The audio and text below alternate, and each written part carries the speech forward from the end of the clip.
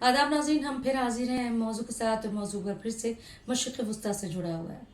Yemen पर अमरीकी फ़िज़ाई हमले के बाद ईरान की वजारत ख़ारजा ने एक बार फिर से बयान दिया और कहा है कि यमन पर अमरीका के फ़िज़ाई हमले इलाक़े की सालमियत और हर तरह की जो क़ानूनी ज़वाबित हैं उसकी खिलाफ वर्जी है।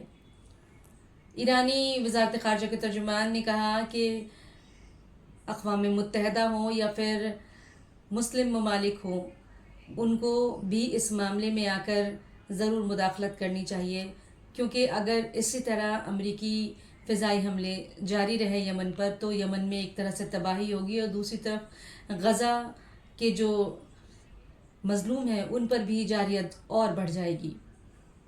आज के लिए आपका सवाल ये है कि क्या गज़ा की तरह यमन में भी तबाही और बर्बादी इज़राइल और अमेरिका की तरफ से जारी रहेगी, या फिर मुस्लिम ममालिक का इत्तेहाद हो या अक़वाम मुत्तहदा हो उठकर इस मामले में मुदाखलत करेंगे और अमेरिका को रोकने की कुछ तदाबीर की जाएगी।